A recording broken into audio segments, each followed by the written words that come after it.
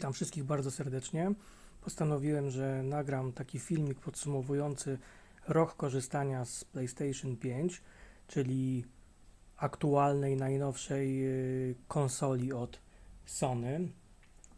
Konsola jest u mnie, tak jak wspomniałem, już ponad rok, użytkowana codziennie, dosyć intensywnie, także myślę, że jestem w stanie coś na jej temat powiedzieć. I tak, zacznijmy sobie od wyglądu tej konsoli. Ona tutaj prawie nie mieści mi się w obiektywie, jest taka duża. No a jaka jest, to każdy widzi, tak? Przez 1,5 roku już przywykliśmy trochę do tego biało-czarnego kloca. Jednak trzeba przyznać, że w porównaniu do poprzednich odsłon PlayStation, no tutaj Sony poleciało z tematem i zdecydowało się na dosyć kontrowersyjne wzornictwo, odmienne od tego, co widzieliśmy po prostu w poprzednikach. Czy jest ładna? No, kwestia gustu. Mi osobiście się tak trochę średnio podoba. Zdecydowanie wolałem zachowawczy wygląd poprzedników. Jednak to, co jest bezsporne, to fakt, że jest naprawdę duża. U mnie stoi przy 55-calowym telewizorze, który dodatkowo jest na nóżkach, a i tak PlayStation 5 sięga praktycznie do połowy ekranu, co tutaj widzicie i co jest no, komiczne trochę, więc jest naprawdę duża. Jeśli kogoś bardzo razi w oczy ta biel bocznych paneli, to Sony daje nam możliwość szybkiej wymiany tych paneli na takie w innych kolorach.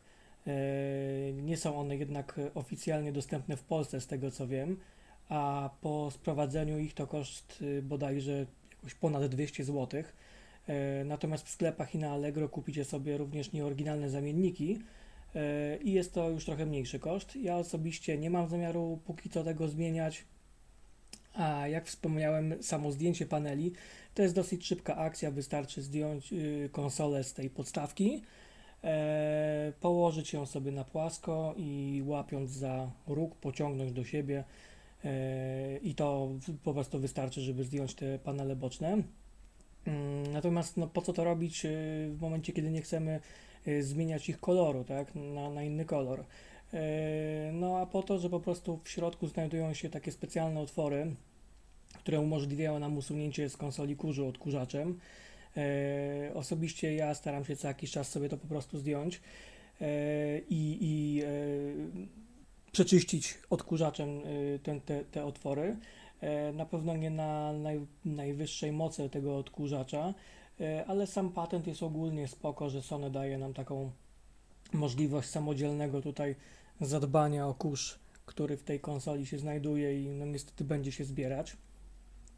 Sam ten panel środkowy, który jest wykonany z takiego czarnego błyszczącego plastiku, no on też zbiera ten kurz i mam wrażenie, że on rysuje się od patrzenia, bo jest naprawdę porysowany nawet w momencie, kiedy się o niego dba i dosyć miękką ścierką się tutaj go czyści.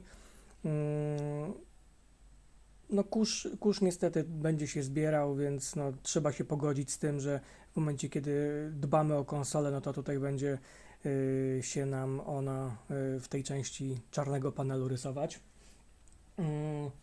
No co, no jak startuje PlayStation 5 po ponad roku działania? No standardowo słyszymy tutaj rozruch płyty, jakiegoś specjalnego odrzutowca nie ma. Płytka się chwilkę pokręci i zaraz będzie ciszej. Także myślę, że tutaj nie jest źle. Czy jest cicho, czy jest głośno, no to każdy musi ocenić dla siebie, jak to, czy jest to dla niego głośno, czy cicho.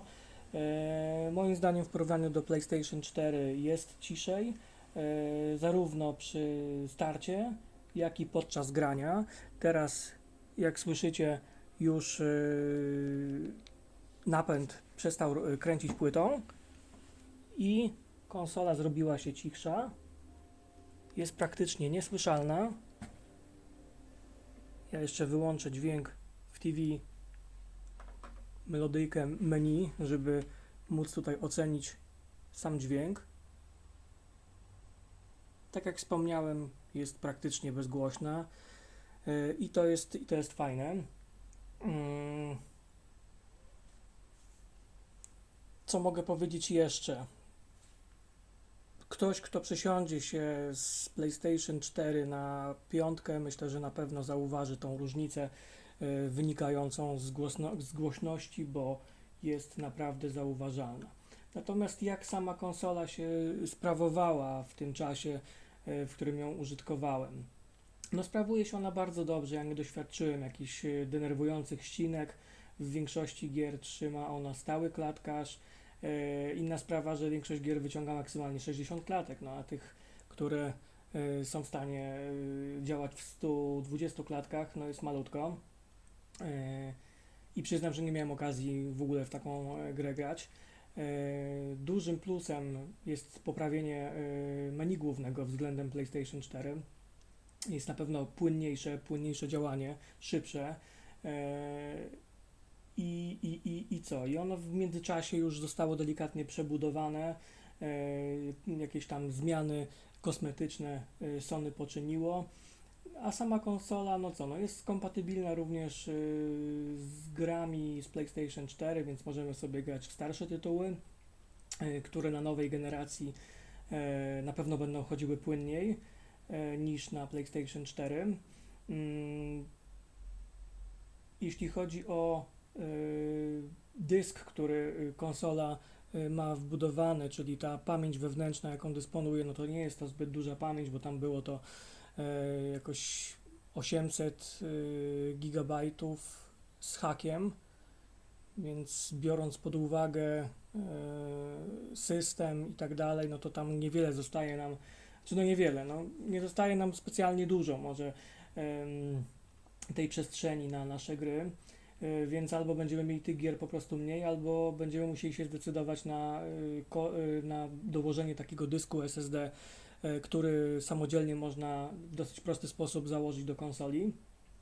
Jednak tutaj warto sprawdzić przed zakupem, jakie on musi mieć faktycznie parametry, no bo nie każdy będzie pasował.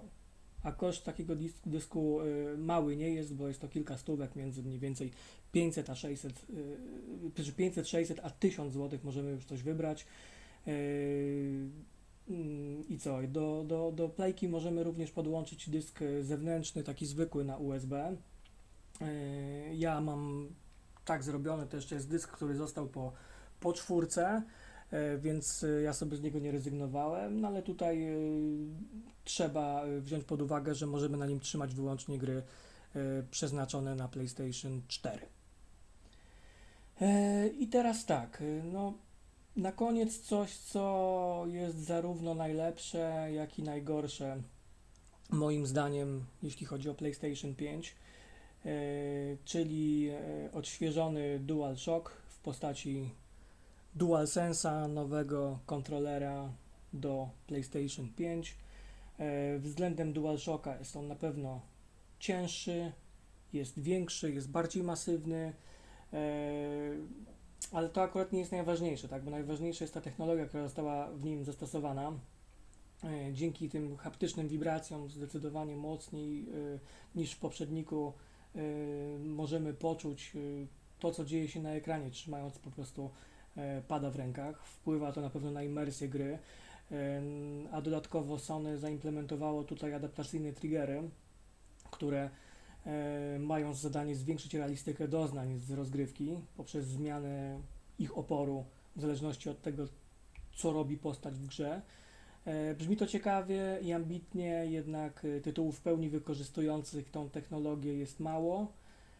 Aby zobaczyć, na co stać nowy kontroler od PlayStation 5, warto sprawdzić sobie chociażby grę Astro's Playroom, która jest preinstalowana na każdej konsoli, jako darmowe takie technologiczne, można powiedzieć, demo,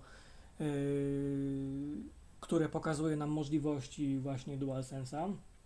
Jednak no koniec tego słodzenia, bo pozwólcie, że powiem kilka słów od siebie odnośnie tego sprzętu.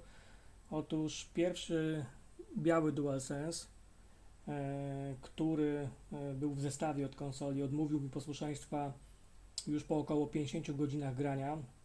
Zaczął dryfować w nim lewy analog i niestety musiałem wysłać go do Sony. No i tutaj zaczyna się robić ciekawie, bo aby nikt mi nie zarzucił, że źle spakowałem tego pada, no to wrzuciłem go do oryginalnego kartonu po drugim, tym czarnym DualSense. Tak, żeby po prostu było wszystko elegancko zabezpieczone. Natomiast Sony odesłało mi sprzęt w takim powietrznym rękawie, takiej folii bąbelkowej, bez żadnego kartonika, bez niczego, po prostu luzem zawinięty. No słabo to wyglądało, chociaż pewnie pad no, mimo wszystko był bezpieczny podczas tej podróży. No i co? Została na niego udzielona gwarancja w postaci 3 miesięcy albo do końca gwarancji pada z zestawu. I no nie był to pad nowy, tylko był to pad prawdopodobnie regenerowany. Świadczy o tym chociażby fakt, że nie otrzymałem go w oryginalnym opakowaniu. No i też informacja o tym, że był to pad naprawiany, łamane na regenerowany, widniała na dokumencie dołączonym. No, sytuacja troszeczkę dziwna, że po takim krótkim czasie pada taki sprzęt. Tym bardziej, że ten czarny pad, który widzicie, został kupiony po to, żebym mógł po prostu grać, zanim przyślą mi ten biały po naprawie. I po też około 50-60 godzinach zaczyna szwankować w nim przycisk kółka. Po prostu po odwciśnięciu nie za każdym razem odskakuje tak jak reszta przycisków. No i zobaczymy, co dalej z tym będzie. Ogólnie średnio tutaj to wygląda, tak? No bo cena DualSense'a w oficjalnej sprzedaży wynosi ponad 300 zł i myślę, że za tę cenę to jednak można od tego sprzętu coś wymagać. Chociażby wymagać tego, że on posłuży te kilka lat, tak jak na przykład DualShocki, które mam 7-8 lat i poza tym, że bateria trzyma trochę gorzej, to wszystko reszta działa bez zarzutu. Trzeba również wspomnieć, że właśnie w PlayStation 5 można korzystać z padów do PlayStation 4, z DualShocków, ale wyłącznie możemy poruszać się nimi w menu oraz w aplikacjach i grać w gry przeznaczone na PlayStation 4. Do gier na PlayStation 5 wymagany jest DualSense i po włączeniu gry padem od czwórki pokazuje się nam komunikat, że trzeba używać DualSense'a. Plusem również konsoli jest to, że możemy do PlayStation 5 bez problemu podłączyć akcesoria od PlayStation 4, na przykład kierownice w większości przypadków działają bez żadnych problemów. Podobnie jest z goglami VR, które po podłączeniu do przejściówki również działają na PlayStation 5, te gogle VR z czwórki. No co, no podsumowując może już to wszystko, po ponad roku użytkowania muszę przyznać, że jestem z tej konsoli zadowolony, gra mi się na niej przyjemnie, konsola jest cicha, co mi bardzo odpowiada, gry chodzą płynnie, no jednak średnio podoba mi się ona wizualnie. Jako minus również muszę przyznać, że jakość DualSense'a mnie rozczarowała. Mówię tutaj wyłącznie o jakości i trwałości wykonania, no bo sam kontroler jest bardzo wygodny i zaimplementowano w nim ciekawe technologie.